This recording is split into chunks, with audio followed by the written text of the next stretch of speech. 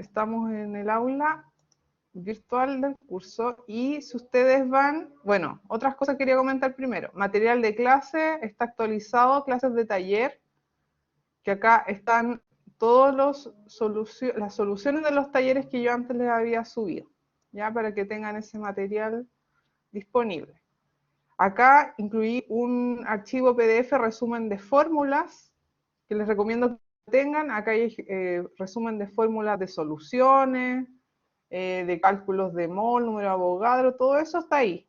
Entonces, les recomiendo porque yo he sacado un resumen para facilitar el tema de calcular.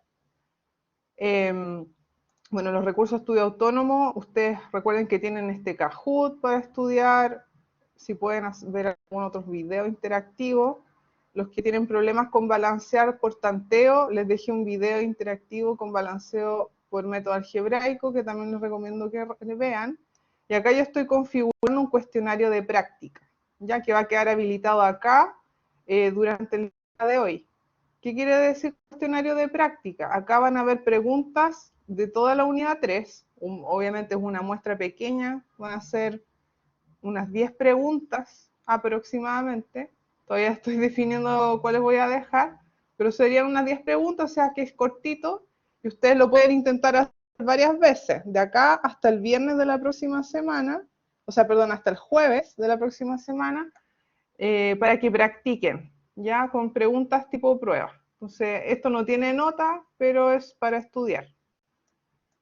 Bueno, durante el día de hoy vamos a tener las clases de taller también, donde va a haber ejercicios de estequiometría y soluciones. Acá la próxima semana, en el horario de taller, van a aparecer las salas de videoconferencia para trabajar el laboratorio virtual 3. ¿Ya? Evaluaciones. Esta unidad contará con las siguientes evaluaciones, que se las envié por correo hace ya un par de semanas atrás, que es la prueba 3, que es un cuestionario online de alternativas, que eso va a valer el 70%, y una tarea que va a ser grupal, una guía de ejercicios que tienen plazo de entrega hasta el 11 de junio. ¿Ya? La prueba 3, incluyendo estos dos ítems, cuestionario más tarea, incluyen toda la unidad 3. El laboratorio virtual, que se los voy a subir la próxima semana, tiene entrega hasta el 4 de junio. Y este laboratorio, como les decía yo, voy a de nuevo apoyarles a través de estas salas de videoconferencia que van a quedar acá, ¿ya? Ese laboratorio solo va a tratar de soluciones de ese tema que vamos a ver el día de hoy, ¿ya? Acá yo les voy a dejar un post hoy día para que anoten sus grupos. De nuevo se los voy a pedir, disculpen si es reiterativo, pero yo sé que hay grupos que se desarman o grupos que se reorganizan, entonces acá se los voy a pedir de nuevo y por favor escriban después de la clase, ¿cierto? Ahí sus grupos, ¿ya? Yo voy a abrir un hilo primero, acá todavía no lo escribo. Pero eso es importante tenerlo, así yo te estoy clara de las personas que están con su grupo, ¿ya? Entonces hay harto material para estudiar y espero que lo puedan aprovechar pensando en la evaluación del próximo viernes. No sé si tienen alguna pregunta de los avisos que les acabo de entregar.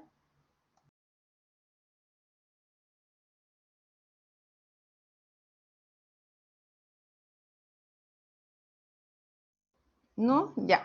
Entonces, recordemos un poquito dónde estábamos la semana pasada.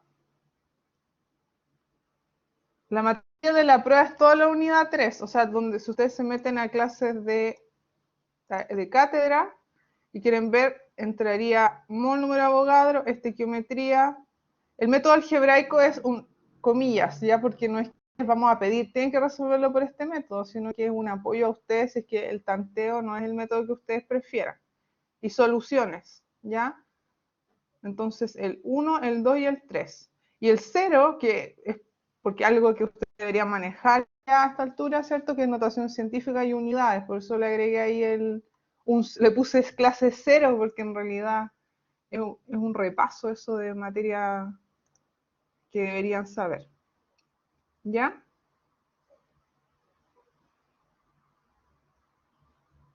Entonces, el otro viernes es la prueba, incluyen todas las clases de cátedra y los ejercicios, obviamente. Por eso el taller, le dejé clases de taller ahí. Entonces, sería desde la clase 10, claro, del 14 de mayo y la clase de hoy.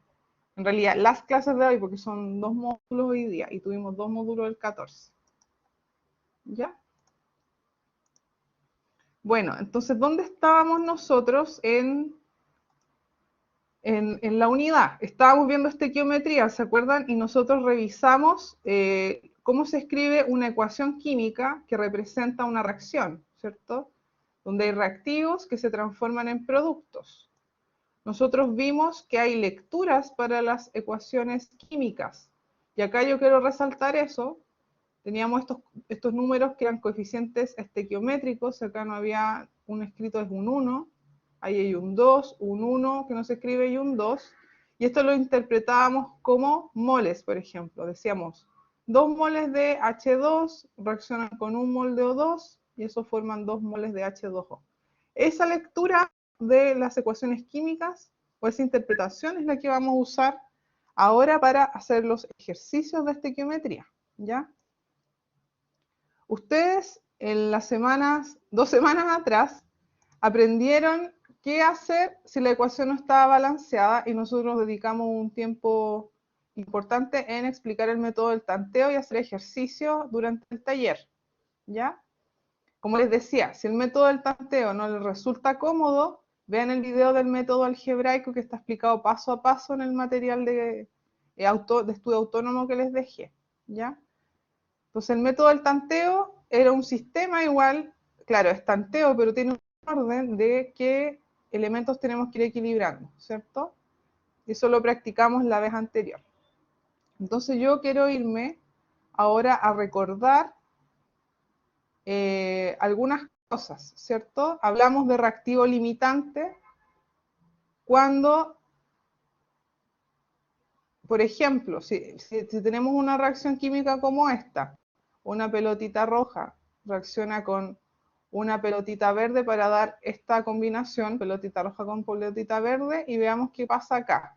Antes de iniciar la reacción tenemos esto, acá las conté, 6 pelotitas verdes y 12 pelotitas rojas. Sabemos que esas se combinan y se unen para formar este par pelotita roja con pelotita verde. Pero si ustedes se fijan, está la verde con la roja, se unen y nos van a sobrar rojas, ¿cierto? Porque acá hay 12. Entonces lo que vamos a conseguir son 6 uniones de estos dos pelotitas, pero van a quedar 6 pelotitas rojas sin reaccionar. ¿Ya? ¿Por qué? Porque nos faltó verdes. Entonces, cuando tenemos esa situación, hablamos que el rojo, el que quedó de sobra al final de la reacción, lo que no reaccionó es el reactivo en exceso. Y el otro que reaccionó completamente, que es la pelotita verde en este caso, ese es el que se le llama el reactivo limitante. ¿Ya? Entonces, eso puede pasar en un ejercicio. Por ejemplo, yo les doy de dato que hay dos reactivos o reactantes que reaccionan entre sí para formar cierto producto. Y yo les doy la cantidad de cada uno de ellos y ustedes van a tener que determinar si uno de ellos es limitante, cuál es y cuál es el que está en exceso. ¿Ya? ¿Cómo van a saber eso? Considerando la proporción en la que reaccionan. Por eso la lectura es importante. Un mol de este va a reaccionar con 2 moles de este otro para formar un mol de esta otra sustancia, por ejemplo. Entonces, todo lo que viene acá es relaciones de proporcionalidad, ¿ya? Razones y proporciones. Camila, no, si falta todavía, porque la prueba integrativa es en julio, así que tenemos una unidad más, ¿ya? Una unidad de ácido base. Que eso sería lo último que vamos a alcanzar a ver, porque teníamos pensado ver un poco de termodinámica, pero vamos a ver si es que los tiempos nos dan, porque la verdad está difícil alcanzar a ver eso. ¿Ya? ¿Se entiende hasta acá el concepto de reactivo limitante? ¿Sí? Ya, el otro concepto para recordar es este, el rendimiento de una reacción. El rendimiento porcentual de una reacción es el rendimiento real, lo que ustedes realmente obtuvieron de producto, ya sea en moles, en gramos o en kilos, dividido el rendimiento teórico, lo que ustedes esperaban obtener si todo el reactivo limitante hubiese reaccionado. También puede estar en unidad mol, en gramo o en kilo de producto, ¿ya? Entonces les decía yo que durante, por ejemplo, una actividad de laboratorio puede perderse producto por distintos motivos. Por ejemplo, hay una etapa de separación o purificación que no es perfecta, obviamente, entonces hay una parte que se pierde el producto, etcétera. Hay varios fenómenos que pueden ir ocurriendo que hagan que el rendimiento real, o sea, la cantidad real de producto que obtengan sea menos que lo que ustedes esperaban, ¿ya? Entonces, el rendimiento porcentual va a ser un número entre 0 y 100%. Siempre el teórico va a ser el máximo que ustedes podrían obtener. Entonces, veamos algún ejercicio de estos temas, ¿ya? Yo acá les había dejado este ejemplo de la salchicha, ¿cierto? Y también les tenía acá un ejemplo de la combustión del butano, ¿ya? Bueno, ¿cómo vamos a trabajar las reacciones químicas? Las reacciones químicas las vamos a trabajar siempre siguiendo estos pasos. Paso 1, escribir la ecuación química ajustada o balanceada. Lo primero que ustedes tienen que ver es si está balanceada o no la ecuación que se les plantea. Si no lo está, tienen que balancearla. Después de eso, tienen que convertir en moles la cantidad de las sustancias conocidas. Si, por ejemplo, les dan a ustedes cantidades de sustancia en gramos o en kilos, ustedes tienen que pasarlo a moles, porque esa va a ser la forma de medir que vamos a estar usando nosotros, ¿ya? Luego de eso, van al paso 3, que es determinar el reactivo limitante. ¿Cómo lo van a hacer? Esto por proporcionalidad, que ahí lo vamos a revisar. El paso 4 van a utilizar los coeficientes de la ecuación ajustada para calcular el número de moles de las cantidades desconocidas a partir de los moles del reactivo limitante, ¿ya? El reactivo limitante es el que nos va a marcar la pauta para el cálculo. Entonces ustedes tienen que determinar el reactivo limitante primero y después los cálculos van a sacarlo a partir de esos reactivos limitantes. Luego de eso, el paso 5, convertir el número de moles a las cantidades desconocidas en las unidades deseadas, ¿ya? Porque, por ejemplo, yo les podría dar, no sé, los reactantes en kilos y les digo cuánto cuánto producto voy a obtener, por ejemplo, en kilos. Bueno, ustedes van a tener que hacer el paso primero todo a moles, ¿ya? Y después hacer la conversión.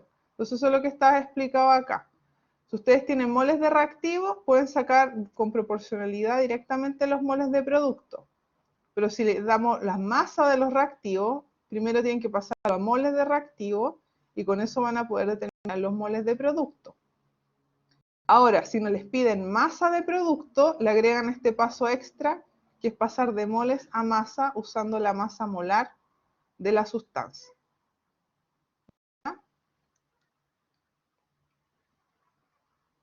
No sé si tienen hasta acá alguna duda.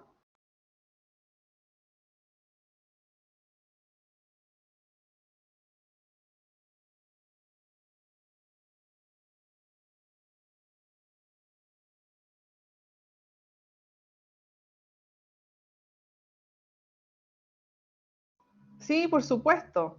Ya, ¿qué es lo que se indica acá? Es los pasos que están indicados abajo, pero escritos de otra forma. ¿En qué sentido? Porque cuando nosotros trabajamos con ecuaciones químicas, vamos a estar trabajando en moles.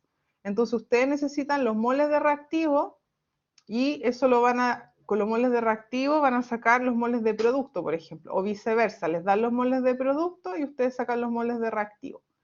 Pero puede que haya un ejercicio en donde yo les doy las masas de los reactivos, entonces ustedes primero tienen que pasar masa a moles, antes de pasar acá, ¿ya?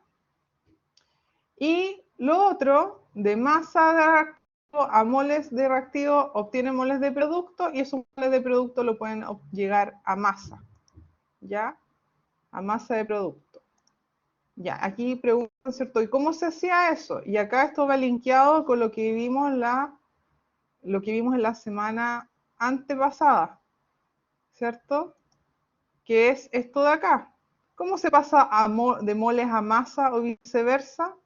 Y yo les había mostrado esto, ¿se acuerdan? Esto nos permite pasar de masa en gramos a moles, o de moles a masa. ¿Ya? Entonces, en la estequiometría vamos a trabajar generalmente entre esos dos bloques, entre el azul y el naranjo. ¿Ya? Entonces, nosotros les damos gramos, ustedes lo pasan a moles, y si tienen que después decir el resultado en gramos, los moles lo vuelven a pasar a gramos. ¿Ya? Usando esto de acá, que es la masa molar de la sustancia, que está en unidad gramos mol. ¿Ya? Entonces esto está linkeado con lo que estábamos viendo recién de estequiometría. ¿Ya? Este esquema está en el resumen de fórmulas también. ¿Ya? Por si acaso. Después lo pueden echar una ojeada a ese resumen.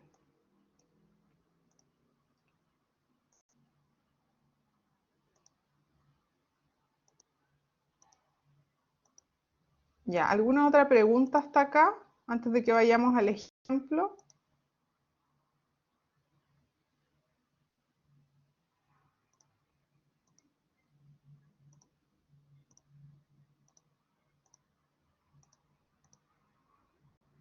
Ya, vamos al ejemplo entonces.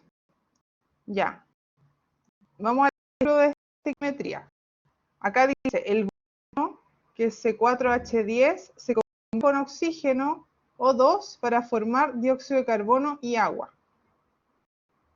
Si hace reaccionar 23 gramos de butano con 96 gramos de oxígeno, determine el reactivo limitante y el rendimiento teórico de CO2. ¿Ya? El rendimiento teórico es lo que obtendríamos en el caso ideal. ¿Ya? Entonces, ¿qué datos nos dan? Nos dan las masas atómicas del carbono, del oxígeno y del hidrógeno. ¿Por qué nos dan las masas atómicas en gramos mol? Para sacar las masas molares, ¿ya? De el butano, del O2, del CO2 y por ejemplo también el del agua. ¿Ya? Entonces, fíjense que acá los datos de los reactantes están dados en gramos. Nosotros no vamos a trabajar en gramos, sino los tenemos que pasar a moles. Por eso necesitamos los datos de masa atómica o de masa molar. Entonces, el primer paso es escribir la ecuación química. Acá la ecuación química no estaba dada, pero sí se describe en palabras, que era el butano se combina con el CO2, dióxido de carbono y agua. Entonces, si ustedes tienen esto como ecuación, el butano le suman el oxígeno, eso forma CO2 más agua, ¿ya? Tienen las fórmulas, pero tienen que ajustar la ecuación. Acá ya está escrita la ecuación balanceada o ajustada. Entonces le aparece un coeficiente 2, coeficiente estequiométrico 2, 1,13, 1,8 y 1,10. ¿Qué quiere decir esto? 2 moles de butano reaccionan con 13 moles de O2 y forman 8 moles de CO2 y 10 moles de agua. ¿Cierto? Calculamos las masas molares para el butano, para el O2 y para el CO2 usando los datos de masa atómica. ¿Ya? No sé si alguien tiene dudas de cómo se saca la masa molar a partir de las masas atómicas.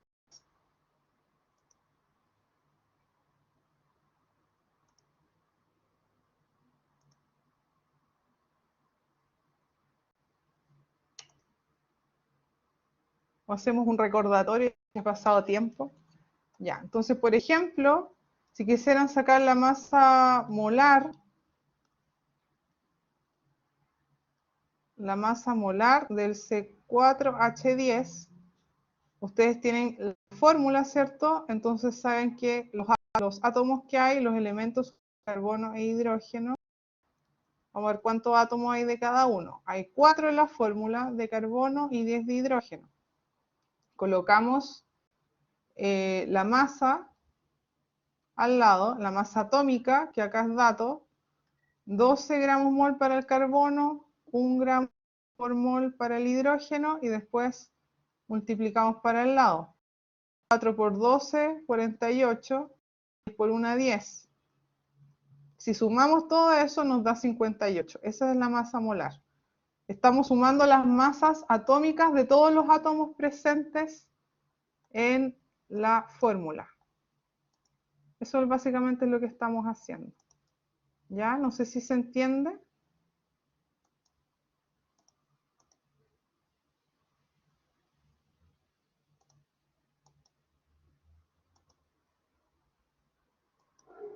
¿Sí? Ya.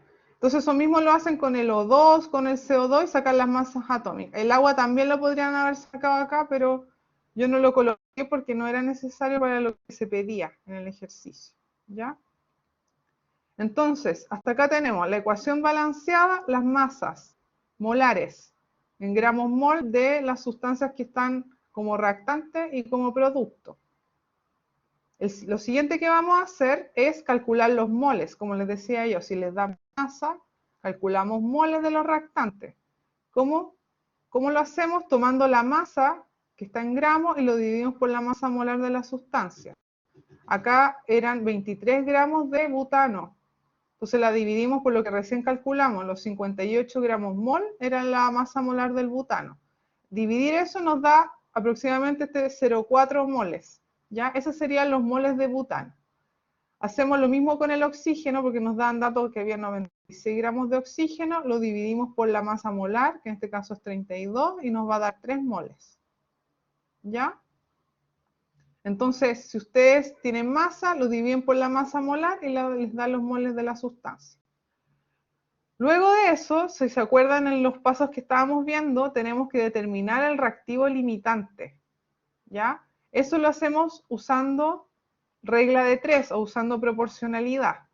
Como yo les recomiendo que lo hagan, y este es como tip personal, es que ustedes hagan una tablita como lo que les acabo de hacer acá. Entonces yo en esta tablita puse los moles de butano en una columna, los moles de O2 en la otra columna, que son los reactantes o los reactivos, porque queremos determinar reactivo limitante, cuál de los dos es el que está en una menor proporción. Entonces, de acuerdo a la estequiometría de la reacción, a los coeficientes estequiométricos, sabemos que 2 moles de butano reaccionan con 13 moles de O2. En esa proporción reaccionan. Entonces, por eso acá lo puse en rojo, porque lo volví a escribir los coeficientes estequiométricos de la ecuación balanceada. Luego de eso, ustedes hacen una segunda fila donde le ponen los datos que le dieron al ejercicio, ¿ya? Por dato de esta reacción del ejercicio, el RxN es reacción, a eso me refiero ahí, ya calculamos que los moles que tenemos de butano son 0,397 moles. Eso lo acabamos de calcular acá. Entonces los moles de O2 también sabemos que son 3 moles, pero acá en vez de poner 3 le pongo una incógnita. ¿Por qué? Porque yo lo que quiero saber es cuál de los dos está en exceso o cuál está como limitante. Entonces pongo una incógnita para saber cuántos moles de O2 van a tener que reaccionar con los 0,397 moles de butano, ¿ya? Como una proporción. Para que se cumpla esta proporción, ustedes por la regla de 3, ¿qué hacen? Multiplican cruzado. El 2 lo multiplican por X y lo igualan a 13 por el 0,397. Si ustedes quieren despejar ese X, como hay un 2 multiplicando, el 2 pasa dividiendo y ustedes obtienen esto de acá. ¿Ya? Ahí de nuevo en rojito puse los datos de los coeficientes estequiométricos, el 13 y el 2. Si ustedes hacen esa operación, les da esta cantidad de moles de O2. ¿Ya? ¿Qué quiere decir? Si ustedes tienen 0,397 moles de butano, esos van a reaccionar con 2,581 moles de O2. ¿Ya? De acuerdo, siguiendo la proporción 2 es a 13, que es lo que nos dice la ecuación química. ¿Ya? Pero si ustedes revisan lo que acabamos de calcular de moles de CO2, tenemos 3 moles. O sea, tenemos más moles que lo que necesitaríamos de acuerdo a la proporción de la estequiometría. ¿Ya? Por lo tanto, como tenemos 3 moles de O2 y solo necesitamos 2,581 para que reaccionen con los 0,397 de butano, entonces decimos que el oxígeno está en exceso. Hay un exceso de oxígeno, por lo tanto, el que está como reactivo limitante es el otro, el butano. ¿Ya? O sea, el butano es reactivo limitante y el oxígeno es el reactivo en exceso. Ya, no sé si se entiende la idea. Estamos acá haciendo una proporción. Claro, ustedes eligen.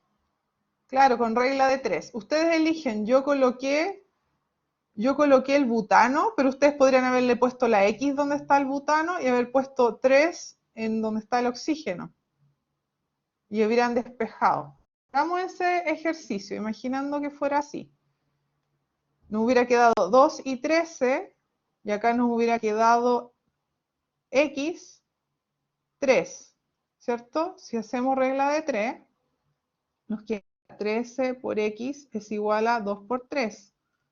O sea, X es igual a 2 por 3 son 6 dividido 13, ¿cierto? A ver, acá tengo mi calculadora. 6 dividido 13 nos da 0,46, 0,46, ¿ya? Aproximadamente. ¿Qué es lo que habría calculado acá? Que los 3 moles de oxígeno reaccionan con 0,46 moles de butano. Pero sabemos que solo tenemos 0,397 moles, o sea, nos falta butano. Ahí deducimos lo mismo. Como nos faltó butano para que reaccionara con todo el oxígeno, entonces el butano es el reactivo limitante. Claro. Entonces, si el butano es limitante, automáticamente el oxígeno es el que está en exceso. ¿Ya? Así que, claro, ustedes eligen con qué reactivo quieren ponerle la X en el fondo, ¿ya? Y ustedes toman el dato que calcularon para alguno de los dos. Pero si ustedes hacen el análisis, deberían llegar al mismo resultado. Cuando ustedes tienen claro cuál es el reactivo limitante, recién podemos determinar cuál es la cantidad de producto que vamos a obtener, ¿ya? Porque la cantidad de producto que se obtiene lo vamos a hacer en función de ese reactivo limitante. Entonces, esta es la siguiente imagen que está acá. Nos pedían, dentro del ejercicio, determinar el rendimiento teórico de CO2. ¿Cuál es el rendimiento teórico de CO2? Es la cantidad de CO2 obtenido en la reacción, ¿ya? Entonces, vamos a hacerlo a partir del reactivo limitante.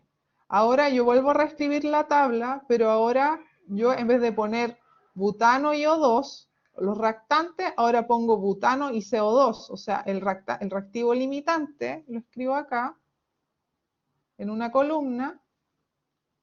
Y acá la otra columna va el producto de interés. Acá me están preguntando por el CO2, no me están preguntando por el agua. Entonces yo escribo columna para el reactivo limitante, que es el butano, y una columna para el CO2.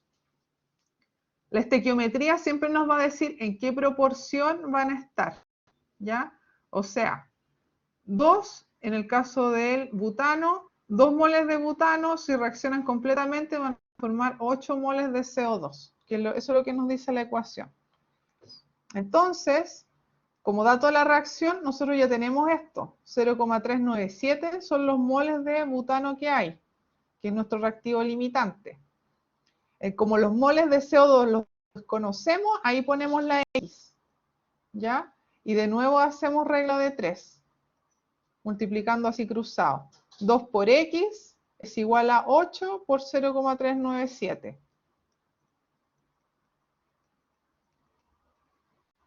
Como queremos despejar la X, este 2 pasa a la derecha dividiendo y nos queda lo que está acá. Si ustedes hacen esta operación en la calculadora, les va a dar este valor aproximado. Entonces, ¿qué logramos hacer acá? Obtener los moles de producto que aparecen luego de que reaccione 0,397 moles de reactivo limitante.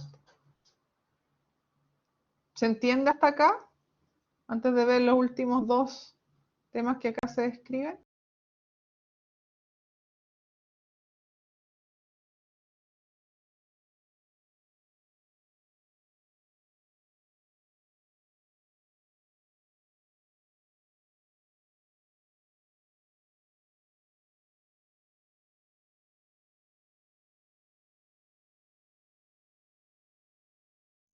Sí, ya, gracias Daniel.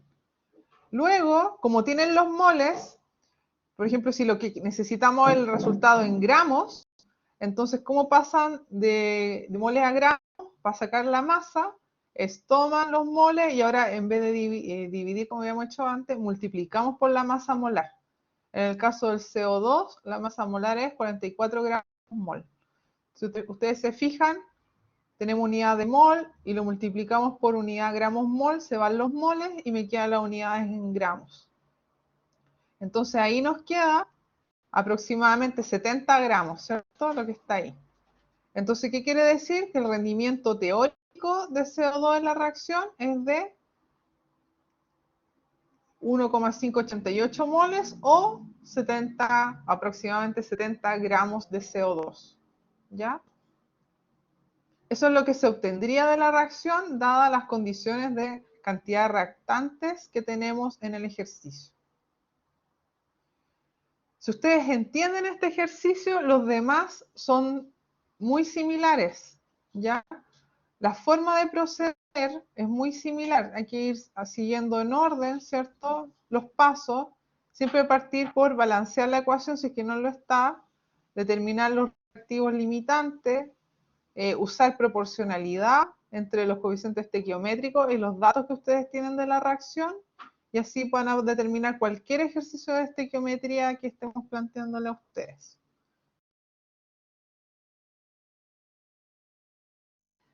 De todas maneras, en el horario de taller de hoy vamos a ver unos ejemplos más de esto, ¿ya?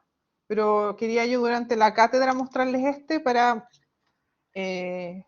aclarar algunos temas como teóricos importantes. No sé si alguien quiere plantear alguna duda de lo que acabamos de ver.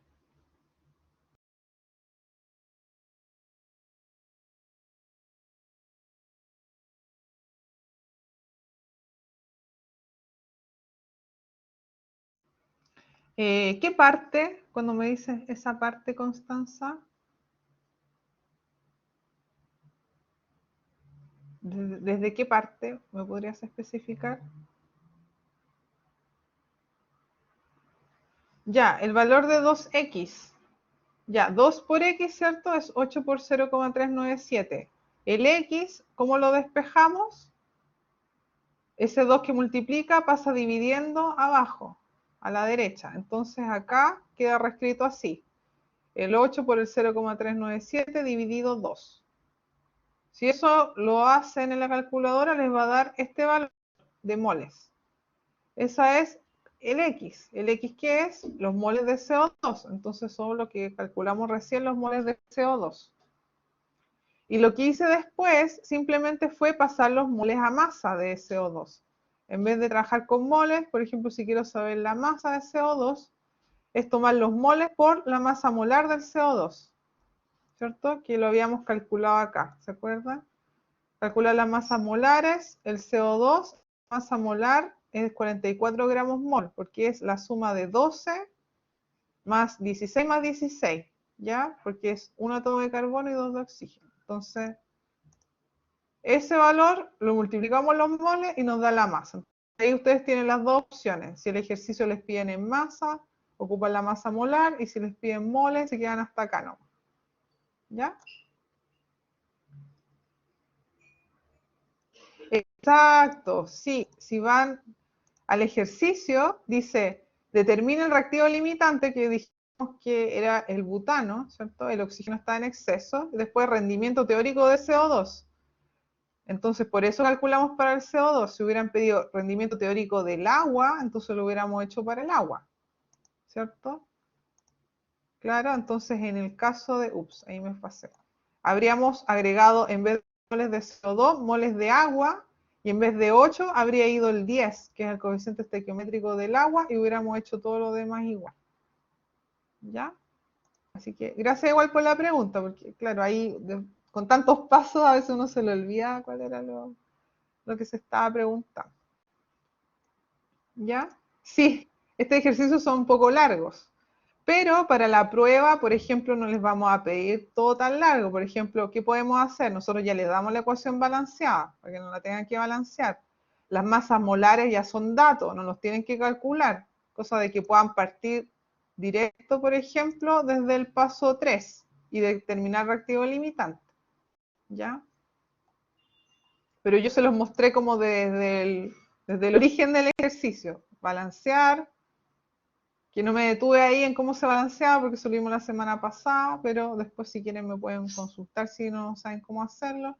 Y después las masas molares, eso pueden ser datos del ejercicio, ¿ya? Eso es estequiometría, ¿ya? No es tan largo, hay que calcular, hay que tener claro los paso a paso, entonces guíense ustedes por esta pauta que está acá, el paso 1 al paso 5, porque les va a ayudar a ordenar el desarrollo de esos ejercicios. Ahora nos vamos a ir al último capítulo de la unidad, que una parte de eso lo vamos a ver en este módulo y la otra parte lo vamos a terminar en el módulo de las 10:10. ¿Ya? Entonces vamos a tener un break como siempre entre medio. Entonces vamos a revisar primero la parte teórica. Entonces, en soluciones, vamos a primero tener que definir qué es una mezcla. Cuando mezclamos sustancias, decimos que estamos asociando sustancias diferentes. Y hay dos tipos de mezclas, homogéneas y heterogéneas. Cuando hablamos de mezclas homogéneas, hablamos de mezcla en donde las partes que la componen no son posibles de distinguir. Si ustedes toman cualquier porción de la mezcla, tienen las mismas propiedades. En cambio, la heterogénea es cuando las partes que la componen sí son distinguibles y no presentan las mismas propiedades en toda su extensión. O sea, ustedes toman una porción de la mezcla, tiene una propiedad, que puede ser densidad, por ejemplo. Toman otra porción de la mezcla, tienen otra densidad, ¿ya? Para eso nos referimos a características, podrían ser distintos tipos de propiedades físicas o químicas, o distinta composición, por ejemplo. Una parte de esta mezcla que es heterogénea tiene, no sé, 20% de azufre, y la otra parte que toman de esa misma mezcla tiene solo 10, entonces es heterogénea. En cambio, si ustedes tuvieran una mezcla homogénea, tomaran cualquier porción de la mezcla, todos tendrían las mismas características, la misma composición, por ejemplo. Y de ahí vienen acá ejemplos. Supongan que ustedes tienen agua y azúcar y logran una mezcla homogénea, ¿cierto? Con un recipiente de azúcar, le agregan agua y con una cucharita lo van disolviendo. Llega un punto es que ustedes obtienen una sola fase. Eso se llama monofásica. ¿A qué nos referimos con fase? Al principio ustedes tienen dos fases, dos partes en la mezcla. Tienen el agua y el azúcar. Y ustedes ven los cubitos, los granitos de azúcar, ¿cierto? Los cristales. Pero ustedes a medida que van disolviendo, ¿qué va a pasar? Van a ir desapareciendo esos cristales de azúcar hasta que ustedes ya no los logran distinguir. Entonces acá obtuvimos una sola fase, una mezcla homogénea. En cambio, si ustedes estuvieran en la playa, ¿cierto? Y sacan agua de la orilla, van a tener un poco de arena. Entonces, en este caso hay dos fases, por eso se llaman bifásicas. Una fase es el agua y otra fase es arena, que son distinguibles entre sí. Por lo tanto, acá tenemos una mezcla heterogénea. ¿Ya? Ahora, si ustedes tienen agua y sal disuelta y tienen aceite, acá tendríamos también dos fases, suponiendo que el agua y la sal están mezclados de forma homogénea, forman una sola fase, el aceite forma una segunda fase y por eso se llaman bifásicas. ¿Ya? Entonces no sé si habrán escuchado hablar de estos desmaquillantes bifásicos, tienen relación con esto, contiene dos fases que son distinguibles entre sí. ¿Ya? Entonces, para que vean, ahí sería una mezcla heterogénea, en ese caso. ¿Ya? ¿Se entiende la diferencia entre mezcla homogénea y heterogénea?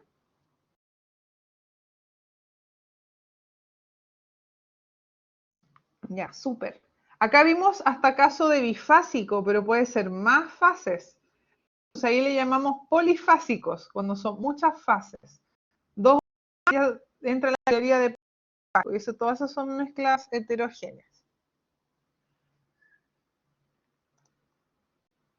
Entonces, ¿qué es una solución? Que es el título de este capítulo. Una solución es un tipo de mezcla homogénea compuesta de dos o más sustancias. ¿Ya? Las sustancias tienen nombre. Le llamamos una sustancia soluto, que es la que está en menor cantidad, y solvente, que es el que está en mayor cantidad y el que disuelve el soluto. Por ejemplo, si teníamos agua y sal, el soluto es la sal, que está en menor cantidad, y el solvente es el agua, que es el agua la que disuelve la sal. Al combinar el soluto y el solvente, ustedes obtienen la solución. ¿Ya? Las soluciones pueden tener distintos estados físicos. Pueden ser líquidos, pueden ser sólidos, pueden ser gases. Nosotros vamos a trabajar normalmente en algunos ejemplos que les voy acá a mencionar. Azúcar en agua es un sólido en un líquido, donde el soluto es el azúcar y el solvente es el agua. ¿Ya? El agua es el que disuelve el azúcar, el solvente. En el caso de etanol en agua, etanol es algún tipo de alcohol, ¿cierto? El soluto es el etanol y el solvente es el agua. Ambos son líquidos. También forman una solución. Si tuviéramos CO2 en el aire, el soluto es el CO2 y el solvente es todos los restos de gases del aire. ¿Ya? Para efectos de la materia que vamos a estar viendo nosotros, nos vamos a enfocar en estos dos tipos de soluciones que tenemos al principio. Cuando ustedes tienen un sólido que disuelven en un líquido, o cuando tienen un líquido que mezclan en otro líquido, ¿ya? No vamos a ver con situaciones donde tengan gases, pero para que sepan que también se les considera solución, ¿ya? Una solución química. Después viene este concepto que se le llama solubilidad, ¿cierto? Ustedes, me imagino se han fijado, si ustedes tienen, por ejemplo, un vaso con agua fría, un vaso con agua caliente, si quieren disolver azúcar, ¿en cuál de los dos vasos es más fácil disolver azúcar o se disuelve más rápido? ¿En el vaso con agua fría o en el vaso con agua caliente? Caliente, ¿cierto? Porque todos tenemos esa noción. A mayor temperatura permite mayor disolución del soluto, ya por lo general eso se da. Entonces ahí viene este tema de solubilidad, que es la capacidad que tiene una sustancia de disolverse en un líquido, ¿ya? Entonces la solubilidad del azúcar en agua fría es más baja que la solubilidad del azúcar en agua caliente, ¿cierto? Porque es menos capaz de disolverse en agua fría que en agua caliente, ¿ya? Entonces la solubilidad va a depender primero de la naturaleza del solvente y del soluto. Pueden haber solventes y solutos que no son compatibles entre sí, por mucho que cambiemos la temperatura no va a mejorar mucho la solubilidad, ¿ya? Entonces tiene que haber una cierta compatibilidad entre la naturaleza del soluto y el solvente. Claro, claro, como el agua y el aceite, ¿cierto? Ustedes lo pueden tener frío en temperatura baja o temperatura alta si están haciendo una sopa, por ejemplo, pero en ninguno de los casos van a lograr mezclarlos perfectamente entre sí, ¿ya? Entonces es importante la naturaleza química del soluto y solvente y además de eso la temperatura y la presión del sistema. Cuando tenemos sustancias polares, como por ejemplo, eh, no sé, por ejemplo, el agua, ¿cierto? O sustancias apolares, por ejemplo, una polar pueden ser los hidrocarburos. Todos los que vimos como, no sé, etano, propano, butano, todo eso son apolares. Ya tienen distinto carácter. Entonces eso va a influir en cómo logran disolverse o si son solubles o no en una sustancia. Entonces la regla general que usamos acá, que es lo semejante disuelve a lo semejante. ¿Qué quiere decir? Si ustedes tienen una sustancia polar, se va a disolver en un solvente polar. Si ustedes tienen una sustancia apolar, se va a disolver en un solvente apolar. ¿Ya? Tienen que tener naturalezas químicas compatibles para que se pueda disolver la sustancia. También dice acá, como lo que ya veían, ustedes saben, ¿cierto? Por su experiencia práctica en la vida diaria, que en sólidos y líquidos generalmente las solubilidades aumentan con la temperatura. O sea, más la temperatura, mayor la temperatura, más soluto pueden disolver, ¿cierto? Pero fíjense que aquí dice, en los gases es el efecto inverso. Y acá les puedo dar un ejemplo práctico. Me imagino, todos ustedes han tomado bebidas gaseosas, ¿cierto? Cuando la bebida está fría, claro, exacto, como cuando la bebida está fría, tiene en este caso mayor gas, mayor cantidad de gas. Pero como dice Constanza, si se les queda la bebida al sol, ¿qué va a pasar?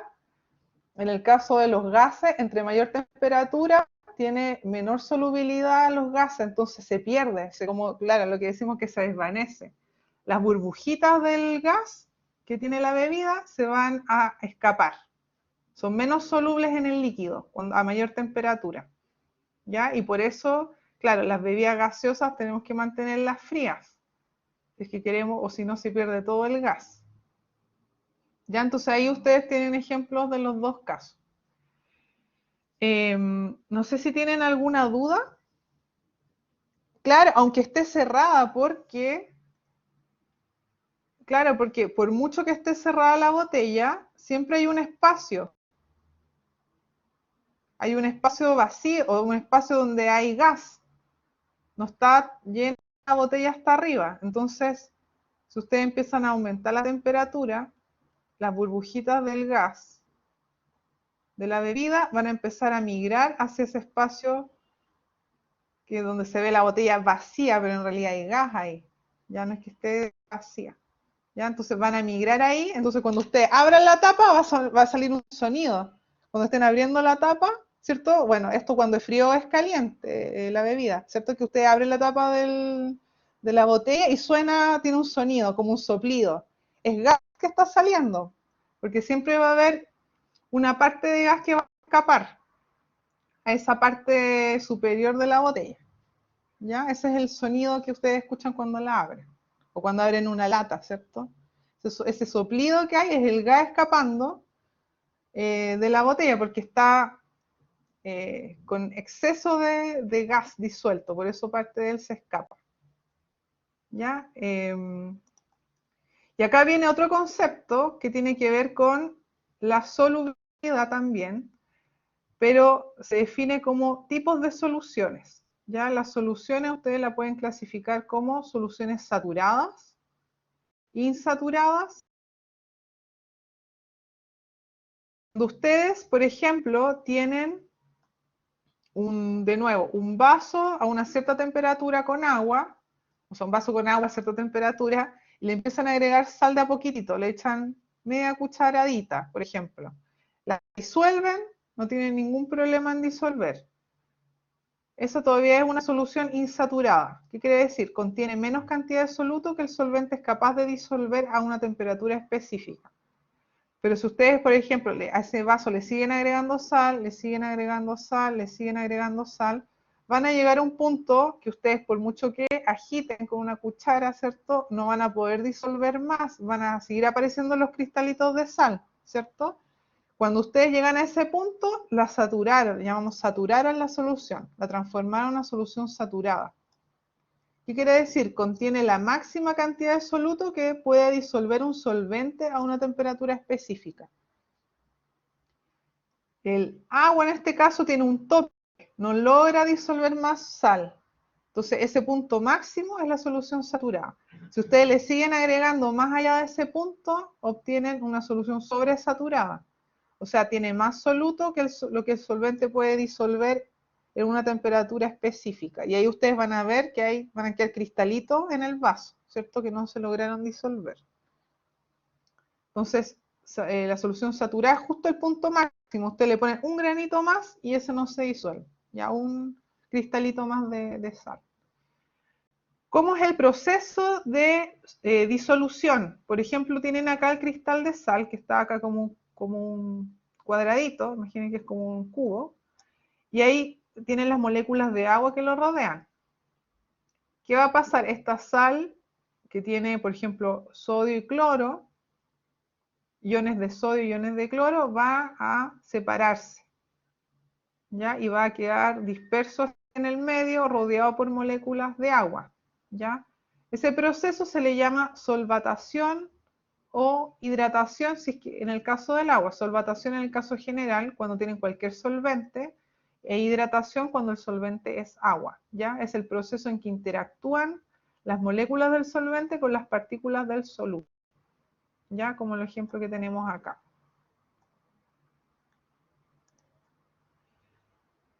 Esto de acá se los dejo por si lo quieren revisar. En realidad no voy a indagar mucho en esta parte de ejercicio porque no vamos a tener ejercicios de cálculos de solubilidad, así como está acá, pero sí que entiendan los conceptos, ¿ya? De qué es una solución saturada, insaturada y sobresaturada. Y antes de irnos al break, presentarles lo que vamos a ver durante el siguiente módulo, que es las unidades de concentración. Las soluciones tienen soluto y tienen solvente, pero ¿cuál es la proporción de soluto que tienen? ¿Son concentradas o menos concentradas? Los tenemos que hacer a través de la concentración. Para ello tenemos unidades físicas que vamos a ir viendo, que son las que están acá, y también tenemos unidades químicas, que vamos a ver solo las primeras dos, molaridad y molalidad, no vamos a ver esta fracción molar, ¿ya? Pero todas las unidades, ya sean físicas o químicas, siempre tienen relación con una cantidad de soluto dividido una cantidad de solución o solvente, dependiendo del caso, ¿ya? Esa cantidad puede quedar expresada en gramos, puede quedar expresada en ml, en moles, etc. Ya hay distintas formas de expresar. ¿Y por qué es importante? Acá yo les traje una foto de mi coneja Trufita. Él, en febrero le tuvimos que hacer un examen de sangre. Y imagino que más de algunos de ustedes alguna vez se han hecho un examen de sangre, ¿cierto? Y aparecen distintos parámetros. Por ejemplo, acá proteínas, no sé, glucosa, potasio. Entonces pueden ser distintos tipos de parámetros y siempre acompañado de los parámetros está la unidad de medida. ¿Por qué? Porque cuando, ¿cierto?, se hace un examen de sangre, ustedes quieren saber la concentración de ese parámetro en la sangre.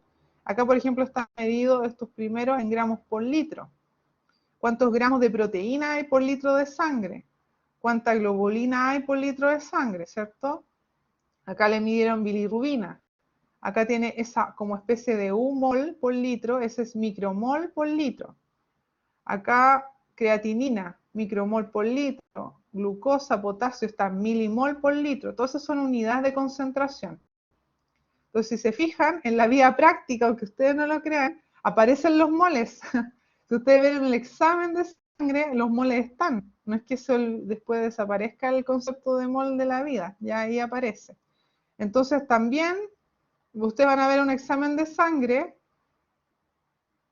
la concentración que se obtuvo para cada uno de estos parámetros y al lado hay la referencia, ¿cierto? El rango en el que debería estar considerando que sea una situación normal. Entonces, por ejemplo, proteína, la referencia entre 54 y 75 en unidad de gramos por litro, ¿cierto?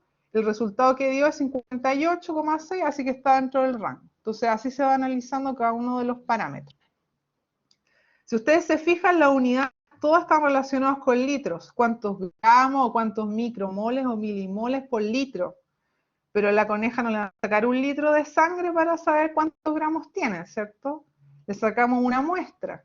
Entonces, con una jeringa sacamos cierta cantidad de ml y se analizan esas ml de la muestra para proyectar cuánto es lo que habría en 1 litro de sangre. para no sacarle, ¿cierto?, la cantidad total. ¿Por qué quiero enfatizar eso? Porque como una solución es una mezcla homogénea, cualquier porción de ella tiene la misma concentración. O sea, si ustedes toman, por ejemplo, la conejita, 1 ml de su sangre va a tener la misma concentración que su sangre, que la totalidad de la sangre que está circulando en ella, ¿cierto? Por eso nosotros tomamos muchas muestras, que pueden ser muestras de sangre, en el caso de ustedes que van a ser enfermeros o enfermeras, pero también, por ejemplo, si se está analizando una piscina o, por ejemplo, el agua de un río, también vamos a tomar un vaso, un recipiente, un frasco, vamos a tomar esa muestra y vamos a analizar esa porción asumiendo que es una mezcla homogénea. O sea que si tomamos esa muestra representativa del total, ¿ya?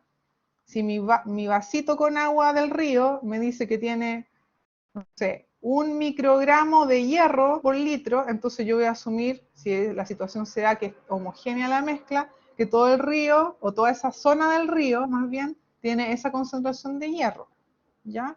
Entonces eso es importante considerar y lo vamos a hacer dado que la mezcla es homogénea. ¿Ya?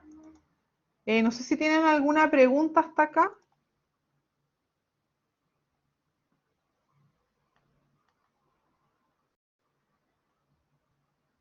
¿No? Ya. Ah, ¿cómo está mi coneja? No, estaba bien, era un examen de rutina. Así que está bien.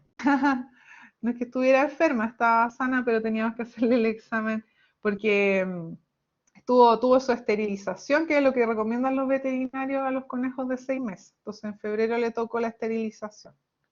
Así evita que tenga después algunos problemas de salud cuando esté más viejita. Bueno, eso es entonces por este módulo, así que nos vamos al break. Ya a las 10:10 volvemos, así que pueden despejarse ahora dentro de este mismo link. Ya, entonces acá yo voy a desactivar la grabación